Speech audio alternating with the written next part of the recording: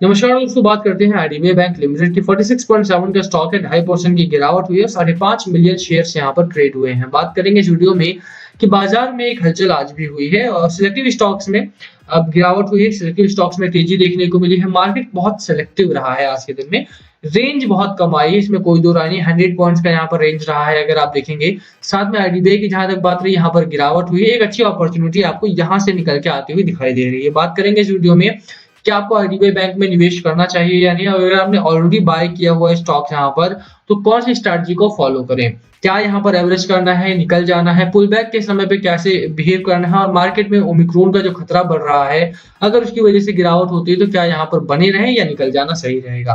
चलिए स्टार्ट करते हैं इस वीडियो को। बट उससे पहले अगर आप चैनल पे नए हो, प्लीज चैनल को सब्सक्राइब कर दो and hit that bell icon ताकि आपको नोटिफिकेशन मिल सके।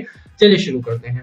सबसे पहले बात करें थोड़ी सी बाजार की, तो बाजार देखो बहुत सिलेक्टिव हो चुका है इस समय पे एंड ज्यादा गिरावट नहीं है। हालांकि 17,000 अभी भी डिफेंड कर रहा है बाजार आपका, अच्छी बात है। बहुत ज्यादा कम से कम निफ्टी 50 में बहुत गिरावट नहीं है, बैंक निफ्टी बहुत गिरावट नहीं है। 17,000 के ऊपर अगर बाजार बना रहता है तो वो एक अच्छा साइन होगा आपके लिए। अभी अगर आप देखोगे तो जो रेंज बनी है आज के दिन में, रेंज बहुत कम है, बहुत लाइट वेट रेंज है आपका। 100 पॉइंट्स के आसपास का अप एंड डाउन देखने को मिला है, तो ये काफी नेगेटिव चीज है। अगर यहाँ पर इतना कम रेंज आएगा तो थोड़ी प्रॉब्लम आपको आने वाले दिनों में देखने को मिलेगी। रिटेल इन्वेस्टर यहाँ पर क्या करेगा, आप खुद सोच के देखो कि अगर इस तरह का मार्केट आपका रहता है, साइडवेज का बाजार है, I can understand that, but इस तरह का बाजार अगर रहता है जहां पर रेंज नहीं है, थोड़ी प्रॉब्लम आपको होती हुई दिखाई देगी। अभी के लिए बाजार में एक दो तीन चीजों को ध्यान रखना है। पहला, बैंकिंग सेक्टर जो है आपका वो थोड़ा प्रेशर में है, बट रिफॉर्म में भी है, तो इसलिए आपको वहां पर एक अपॉर्चुनिटी देखने को मिलेगी। आईडीबीआई उनमें से एक है कहा जहां पर रिफॉर्म भी है और साथ में डिसइन्वेस्टमेंट की खबर भी है।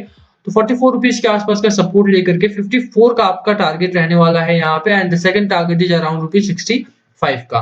तो दो टारगेट्स है मेरे सामने यहाँ पे। आईडीबीआई बैंक एक अच्छे जोन में है ना, क्योंकि खबर अच्छी है। आप मानते हो कि 2022 तक यहाँ पे जो अपडेट है, आईडीबीआई बैंक को डिसइन्वेस्टमेंट कर दिया जाएगा। एंड अगर आप देखोगे तो आईडीबीआई बैंक ना तो सिर्फ प्रॉफिट मेकिंग फर्म है आपका, साथ में गवर्नमेंट ने इसके ऊपर काफी बड़ी बेटिंग भी कर रखी है। उसके पीछे का कारण यह है कि गवर्नमेंट को 1.75 लाख करोड़ रुपए चाहिए थ्रू डिसइन्वेस्टमेंट, और यहाँ पे गवर्नमेंट के पास आईडीबीआई बैंक के साथ साथ कुछ और कंपनीज है, जैसे नाल्को हो गया या हिंद कॉपर हो गया। ये कंपनीज में गवर्नमेंट इन्वेस्ट कर रही है। अभी के लिए अगर आप देखोगे तो IDBI is one of the highest bidder. अब यहाँ पर विंडो ड्रेसिंग के थ्रू स्टॉक को बढ़ाया जाएगा या फिर इस इन्वेस्टमेंट के बाद स्टॉक बढ़ेगा, इसमें कोई दो राय नहीं है। तो यहाँ पर आप एक अच्छा गैम्बल कर सकते हो। बहुत ज्यादा इन्वेस्टमेंट नहीं करनी है, but yes you can buy some stocks and hold it. इस समय पे जब बाजार इस तरह का मूड में होता है, इस तरह का मोमेंटम क्रिएट कर रहा होता है, जहां पर बाजार वॉलेटाइल होता है और ओमिक्रॉन का खतरा, सबसे इंपॉर्टेंट बात, ओमिक्रॉन का खतरा इस समय बढ़ रहा है। ऐसे में आपको समझना ये चाहिए कि बाजार में आपको उन स्टॉक्स में निवेश करना है जो कि आप लंबा होल्ड कर सको। एंड आईडीबीआई बैंक स्टॉक जो है आपका, वो is one of those stocks जहां पर अगर आपको शॉर्ट टर्म में निवेश, शॉर्ट टर्म में प्रॉफिट ना हो, मान लिया साइड में ट्रेड करता हुआ दिखाई दे आपको, ऐसे में आप इसे लंबा होल्ड कर सकते हो। 2 से 3 महीने भी अगर आप यहाँ पे होल्ड करते हो तो 65 रुपीज तक के टारगेट आपको आसानी से आते हुए दिखाई देंगे। जहां पर मार्केट आपका लगातार गिरावट में रहा, आप देखोगे तो पिछले 2.5 से 3 महीनों में, 3 से 3.5 महीनों में लगातार स्टॉक में, मार्केट में गिरावट हुई है। वहीं पर आईडीबीआई बैंक अगर आप देखो तो स्टार्टिंग में 2-3 हफ्ते यहाँ पर गिरावट हुई, उसके बाद स्टेबलाइज कर चुका है आपका बाजार एकदम यहाँ पर। और स्टेबलाइज स्टॉक्स में ही मेरी उम्मीद रहती है कि आप निवेश करो, क्योंकि अगर आप स्टेबलाइज स्टॉक्स में, स्टेबलाइज कंपनीज में निवेश करते हो, दैट मीन्स कि आपको लॉन्गर टर्म में तो मुनाफा होगा ही होगा, शॉर्ट टर्म में भी आपको। यहाँ पर देखोगे तो ये करेक्शन जोन में मैकडी है जो आपका, बट यहाँ पर प्राइस करेक्शन नहीं है, यहाँ पर सिर्फ टाइम करेक्शन है आपका। टाइम थोड़ा सा ले रहा है, बट ये साइडवेज ट्रेड कर रहा है एंड साइडवेज का मार्केट इज बेस्ट। फर्स्ट चीज आपकी होती है कि आप कैपिटल को सेव करो, सेकंड चीज होती है कि आप वहां पर प्रॉफिट बनाओ एट द सेम टाइम, और आईडीबीआई बैंक आपको दोनों करवा सकता है। इसीलिए यहाँ पर मेरी खरीदारी की सलाह है आपको। पहला टारगेट 54 रुपीज का आपको लेकर के चलना है। आप सर्च करना है, ये सिक्योरिटी की रिसेंटली रिपोर्ट आई, उन्होंने 54 का टारगेट आपको दिया है। Second target is around 65 rupees का। अगर यहाँ पर सब कुछ ठीक रहता है, एफआईआई ने दोबारा खरीदारी शुरू की है, उनका डेटा भी हम देखेंगे यहाँ पे, तो 65 रुपीज आपको आसानी से स्टॉक जो है वो जाता हुआ दिखाई देगा। लोअर एंड में 44 रुपीज को आपको मार्क करके चलना है।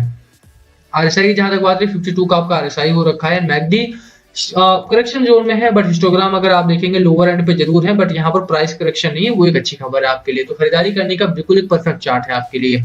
साथ में जहां तक रही बाजार की बात, तो बाजार अभी भी देखो 2 हफ्ते की रैली में है और इस हफ्ते की रैली बढ़िया है। लास्ट वीक की भी रैली ठीक ठाक थी, इस हफ्ते भी आपका बाजार जो है बहुत बढ़िया चला है।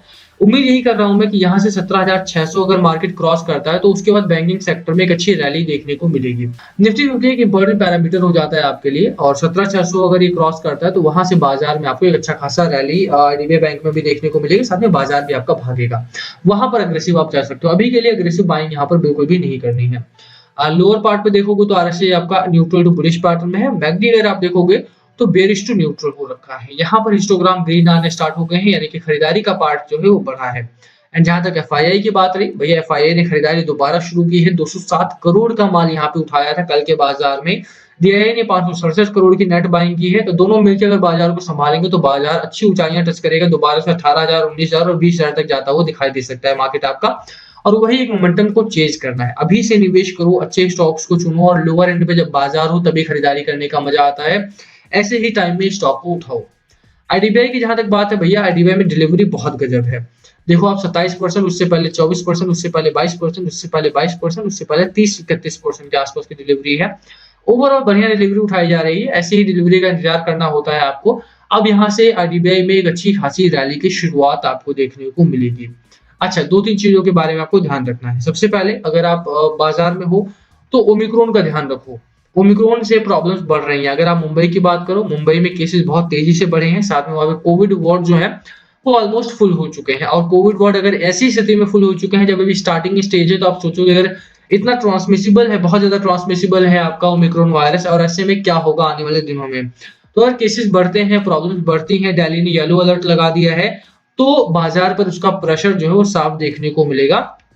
हालांकि सिम्टम्स बहुत माइल्ड हैं और बाजार में भी उसका जो असर है काफी माइल्ड देखने को मिल रहा है, बट स्टिल आपको थोड़ा सा यहाँ पर सतर्क रह करके चलना पड़ेगा। इन केस ऑफ आईडीबीआई अगर आप बात करो तो यहाँ पर टाइम करेक्शन आपको यहाँ पर होता हुआ दिखाई देगा, तो थोड़ा सा सतर्क रहना है। बाकी अगर आपने फंडामेंटल्स अच्छे ले रखे हैं स्टॉक्स में, फंडामेंटल चेक करो तो कंपनी के फंडामेंटल्स ठीक ठाक है, और इसीलिए मैं बोल रहा हूँ कि यहाँ पर कम से कम आपको अच्छा खासा मुनाफा देखने को मिल सकता है। 8-8.5%, 9% के आसपास का मार्जिन है। लास्ट टाइम मार्जिन बढ़ा था आपका, बट वो इस बार क्योंकि काफी ज्यादा आरबीआई का मॉनिटोरियम वगैरह था, गाइडलाइंस थी, लोन पेमेंट वगैरह नहीं हुई, इसी वजह से इंटरेस्ट पेमेंट में इनका काफी पैसा गया, मार्जिन बढ़ा, एक्सपेंसेस बढ़े साथ में, और मार्जिन में कमी आई है। और इसी वजह से आप देखेंगे तो थोड़ा 8-8.5% के आसपास का मार्जिन बचा है इनके पास। नेट प्रॉफिट की जहां तक बात है, भैया नेट प्रॉफिट ठीक ठाक है, काफी स्टेबलाइज हो चुकी है कंपनी। जब आरबीआई ने आईडीबीआई को पीसीआई लिस्ट से बाहर करा, उसके बाद आप देख सकते हो जून 2020 में 144 करोड़ से बढ़ करके 600 करोड़ के आसपास तक कंपनी आ चुकी है, तो एक अच्छी ग्रोथ में है। और इसी ग्रोथ मोमेंटम को चूज कीजिए। आईडीबीआई में खरीदारी करने की सलाह, 65 रुपीज का टारगेट। बाकी last call always be yours. क्या है आपकी स्ट्रैटेजी स्टॉक को लेकर के, प्लीज कमेंट करके शेयर करना। वीडियो को यहीं खत्म करते हैं। पसंद आए तो लाइक करना, चैनल पे नए हो सब्सक्राइब किए बिना मत जाना। Thank you for watching NS. Please comment below अगर कुछ पूछना हो तो। Thank you.